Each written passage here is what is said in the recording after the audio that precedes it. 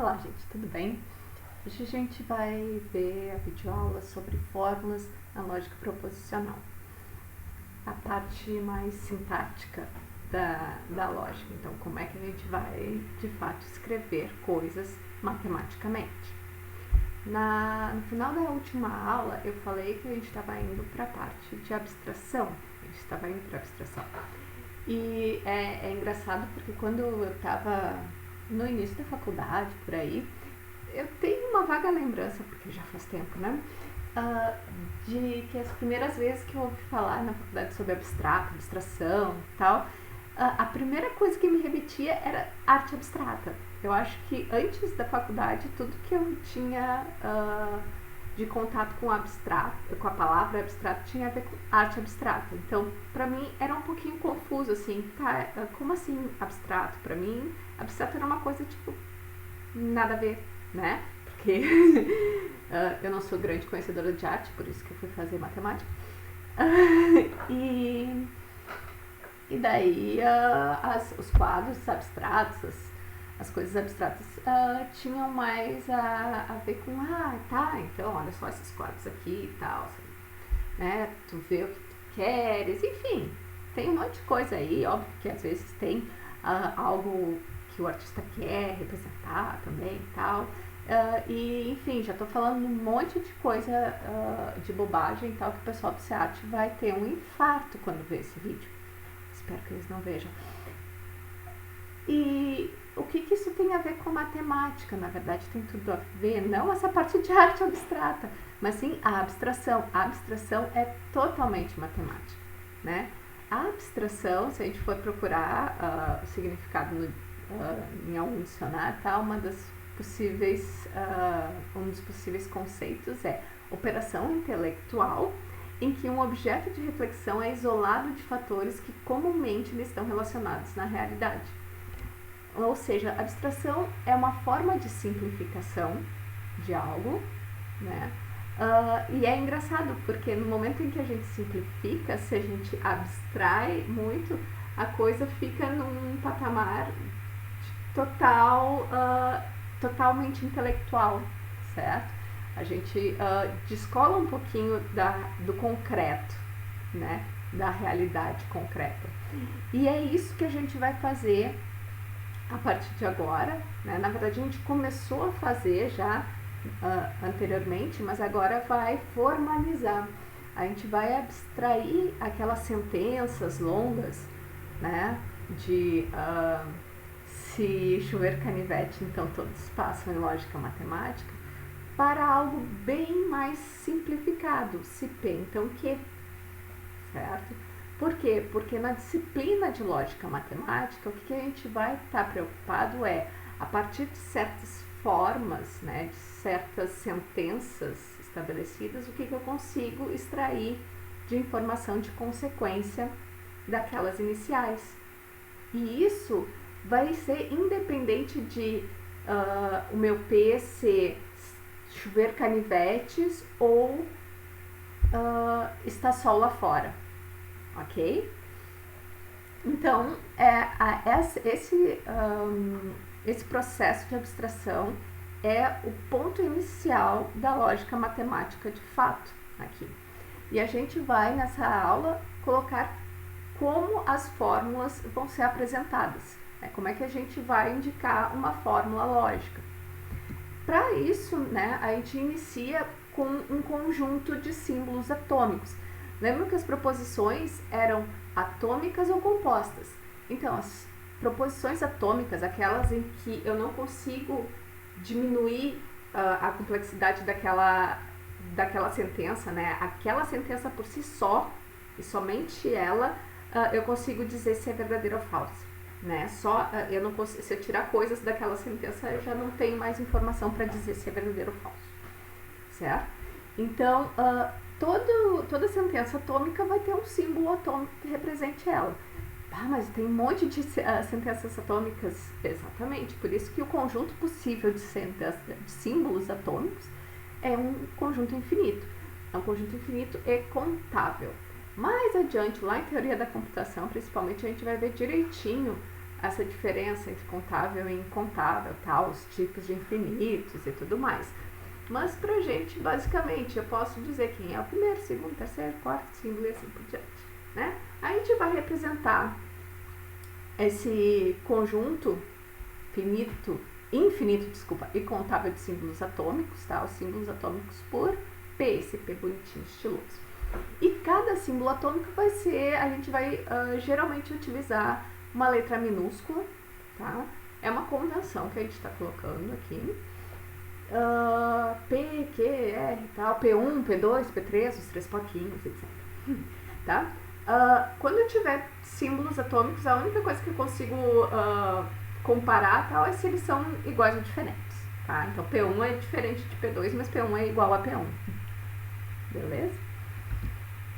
A partir dos símbolos atômicos eu consigo formar todas as minhas fórmulas, e a gente chama isso do conjunto de fórmulas bem formadas.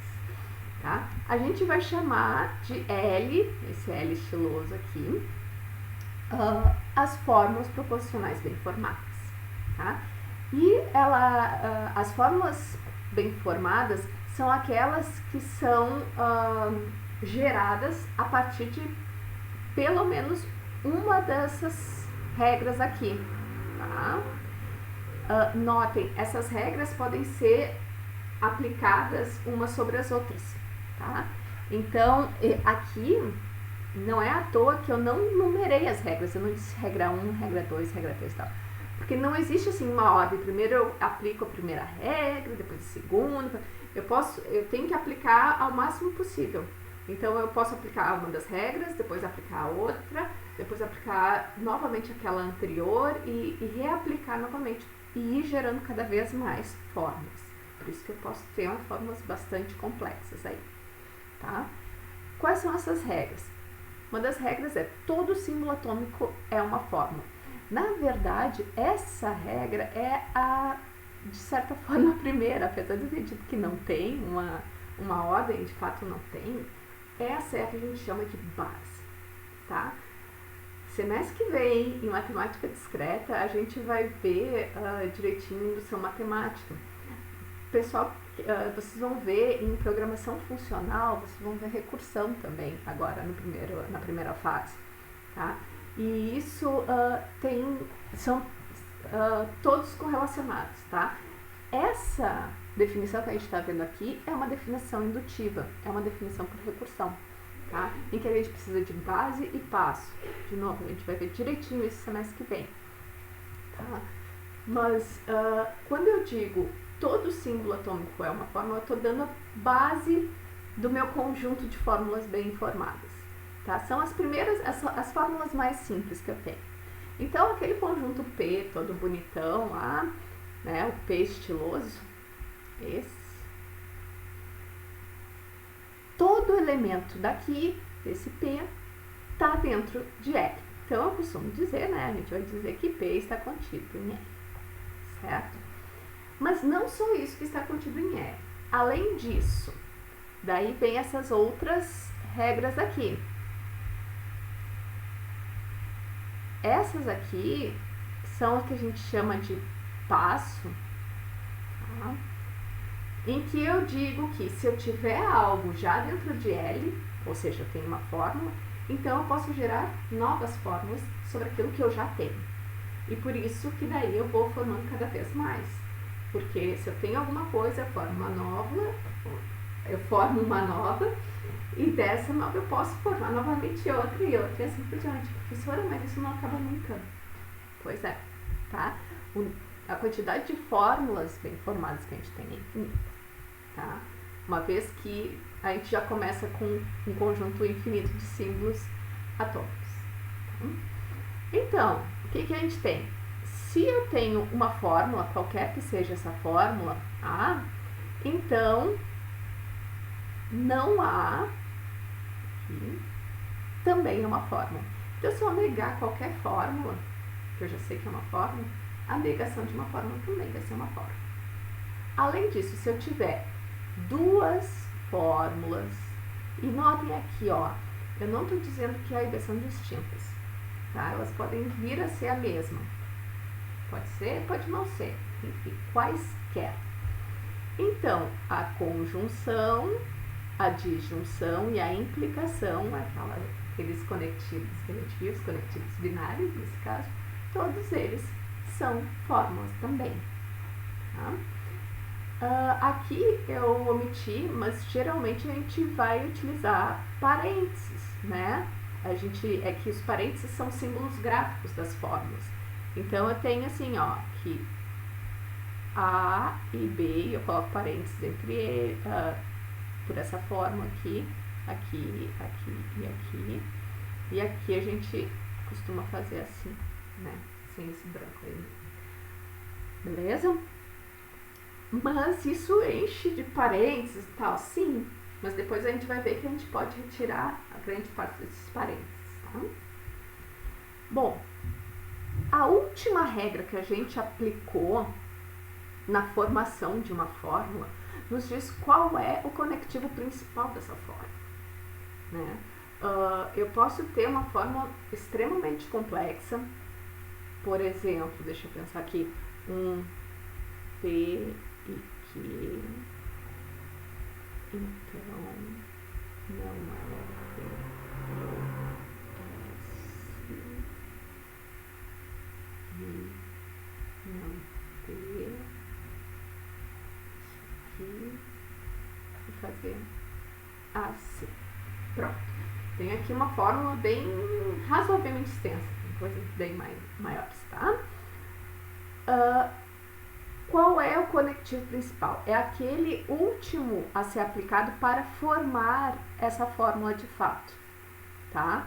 Ou seja, a formação especificamente dessa fórmula aqui se deu como? Primeiro, eu tinha P, Q, R, S, todos eles eram elementos de P, tá? Então, a partir da base, né, desse que está em amarelo aqui, eles todos viraram fórmulas. Ok, mas daí eu só tinha P, Q, R, S. Com a aplicação da regra da negação, aqui, eu consegui formar esse não P, certo? Com a aplicação da regra da conjunção aqui, eu formei P e Q, formei R, só P e Q, tá? Com a aplicação da regra da disjunção é que eu formei R ou S. Beleza? Notem agora, eu aplico de novo a regra da negação, só que agora sobre essa fórmula aqui, R ou S, eu aplico essa aqui. Até esqueci de um parênteses aqui. Tanto parênteses que de fato faz. Teria um parênteses. Aqui, tá? Aplicando a regra da conjunção novamente, então eu tenho essa fórmula aqui, né? Não R ou S e não P. Agora eu tenho duas fórmulas e aplico então a regra da implicação, que vai me dar essa grande fórmula. Então, o conectivo principal dessa fórmula é a implicação. Foi a última regra que eu apliquei para formar essa grande fórmula. Notem que eu fui, a partir de pequenas fórmulas, formando outras, para então ter a minha grande fórmula. Todas as fórmulas que eu formei previamente são as minhas subfórmulas. Tá aqui a definição, tá? O conjunto de subfórmulas de uma fórmula é a própria fórmula e todas as outras fórmulas que precisaram ser formadas para a formação dela, tá? Então, como é que a gente vê qual é o conjunto de subfórmulas de uma fórmula? A gente vai ver qual é o conectivo principal dela, né? A partir do conectivo principal, a gente vai ver em qual caso que ela se aplica, né? E notem que eu pego aqui subfórmula de A, né? Estou verificando qual é o conjunto de subfórmulas dessa fórmula A. Então, é sempre ela própria unido a algum outro subconjunto, algum outro conjunto de subfórmulas, tá? No caso, nesse primeiro caso aqui, né? A minha fórmula A é só um símbolo atômico, então é só a própria fórmula. Beleza? E, mas para que eu vou querer isso? Nossa, isso é tão complicado e tal. Primeiro, na próxima videoaula a gente vai ver que tem uma fórmula uma forma também simples de ver quais são todas as subfórmulas, né? Pelo menos mais visual disso. Em segundo, saber quais são as subfórmulas de uma fórmula é crucial, principalmente para mais tarde, para a gente valorar as fórmulas, para a gente saber se as fórmulas são verdadeiras ou falsas, ou quando são verdadeiras, quando são falsas. A gente precisa saber do valor de cada subfórmula, para então saber qual é o valor daquela fórmula toda. Bom, quando vocês viram naquele exemplo da fórmula grandona, eu enchi de parênteses, né? Fui colocando os parênteses. Nossa, aquilo lá fica feio pra caramba e é um monte de abre, fecha e tal. Tem uma linguagem de programação, que é uma linguagem de programação lógica, que é o Prolog. Não é o Prolog, desculpa, é o Lisp. Ela é uma linguagem de programação funcional. Errei tudo. Tá, então o Lisp é uma linguagem de programação funcional que tem um monte de parênteses. Lots, né? Então, é horrível a sintaxe dessa linguagem, porque é parênteses para todo lado e a gente se perde no meio de parênteses e abre, fecha, e de repente a gente não sabe onde é que abriu, cadê que fechou, eu fechei aqui, eu fechei lá. E muitas vezes a gente podia economizar isso, não é só economizar tinta de caneta, mas sim ficar mais fácil de olhar e, tá, é isso, né? Então, peguem essa fórmula aqui, poxa, afinal, o que essa fórmula representa, né? Onde é que estão os parênteses dessa fórmula? A gente tem uma convenção para saber exatamente que fórmula é essa, porque olhando para ela e sem saber a convenção, a precedência, etc., a gente pode se confundir, afinal de contas, qual dessas duas fórmulas aqui ela representa? Será que é se não P, então Q? Ou não é verdade que se P, então Q? Qual das duas que ela representa? Então, para isso, e também para retirar parênteses, a gente tem aí uma convenção, tanto de associação dos nossos operadores, dos nossos conectivos, quanto prioridade deles na eliminação e na colocação de parênteses. Tá? Então, vamos lá. Conjunção e disjunção. O E e o OU, eles têm associação à esquerda. O que eu quero dizer com isso? Se eu tenho uma tripa de Es, né? Eu tenho uma sequência de vários Es contíguos. Eu vou dar prioridade para os que estão mais à esquerda. Então, eu vou colocando os parênteses, esse péssimo título de slide. Aqui, na verdade, eu deveria colocar como colocação. Porque a gente lê da esquerda para a direita, né? A eliminação seria lendo da direita para a esquerda. Então também vale, né? Porque a gente está trabalhando aqui com um símbolo de igualdade e a gente pode olhar tanto de um lado quanto do outro. Mas tudo bem. Então,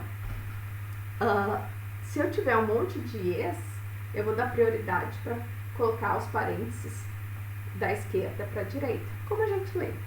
Para o OU também. Já para a implicação, não é bem assim. Olha só isso aqui, a implicação, a suscetividade é à direita, tá? Eu vou colocando parênteses da direita para a esquerda. Ai, professora, mas isso não é muito usual e tal. Não, vocês que não estão acostumados. E daqui a pouco eu espero que vocês comecem a ficar, porque tem muito a ver com função matemática, com programação funcional, tá? A implicação tem muito a ver com isso, e daí o fato de a gente ter a associação à direita ajuda muito na questão de fazer funções sobre funções, funções retornarem funções e assim por diante, tá? Mas isso vocês vão ao longo do curso ver bem e como isso faz sentido de fato, né? A gente ter essa implicação indo da direita para a esquerda. Além disso, tem a prioridade de colocação de parênteses, né? A gente tem aí uma priorização dos parênteses. Então, dos conectivos, né? Então, eu vou colocar parênteses primeiro no que incide primeiro a negação, depois conjunção, disjunção e implicação. Não, e, ou, sei, então, tá? Nessa ordem. Então, vamos voltar, vou voltar lá para aquele slide aqui. com essa super fórmula aqui, e eu posso eliminar os meus parênteses, porque eu tenho agora essa convenção, né? Então, por exemplo, o parênteses mais externo, esse aqui, eu posso eliminar, tá? Porque parênteses mais externos não vão fazer falta nenhuma, o conectivo mais externo fica exposto. Ótimo. Depois, notem aqui, esse parênteses aqui desse not, dessa negação aqui, não todo ele, só esse aqui, pode ser eliminado, porque o não vai incidir sobre R ou S. Agora, uma coisa que eu não posso fazer é eliminar isso aqui. Se eu eliminar isso, esse não vai estar incidido só sobre o R, e não é isso que eu quero. Eu quero não R ou S. Deixa eu limpar essa brincadeirinha aqui. Tá? Que mais? De novo, esse parênteses do não aqui também pode ser retirado. Ó, é um não P, tá direitinho. Né? Eu posso retirar esse parênteses aqui. Por quê? Porque a prioridade do meu conectivo, dos conectivos, é colocar parênteses primeiro no não, depois no e. Então, depois que eu tiver, se eu for colocar parênteses agora, primeiro eu vou colocar sobre os nãos. Então, esse não aqui vai incidir sobre o P, tá? Já tá bonitinho, a gente nem coloca no não, só quando é realmente necessário, né? E depois agora eu tenho que colocar sobre os es. Então, eu ia colocar, se eu tiver que colocar parênteses aqui, onde eu colocaria primeiro era justamente aqui, certo? Ou seja, esses aqui também eu posso retirar, tá? E chega de retirar parênteses, tá? Até porque, como eu disse, esses parênteses que ficaram aqui, eles são necessários, uma vez que se eu retirar, daí o meu não fica só sobre R ou S, tá? Nossa, muito mais limpa a forma. Pronto. Beleza? Ou seja, então, naquela ideia de dessa fórmula não P, então que, é justamente não P. Se não P, então que. Beleza? Ok. Então, parece que não, mas sim. A gente tem como representar fórmulas de uma forma gráfica, tá? E para isso a gente vai utilizar o conceito de árvore. Não a árvore da biologia, e sim as árvores da ciência da computação. Ou seja, esses bichinhos aqui que a gente olha da raiz para as folhas. Tá? Então, na próxima videoaula, a gente vai ver as árvores sintáticas de fórmulas, tá? Que ajuda bastante a ver direitinho, afinal de contas, qual é aquela fórmula que a gente está trabalhando, e ajuda também na valoração e em diversas outras propriedades. Até lá, tchau, tchau.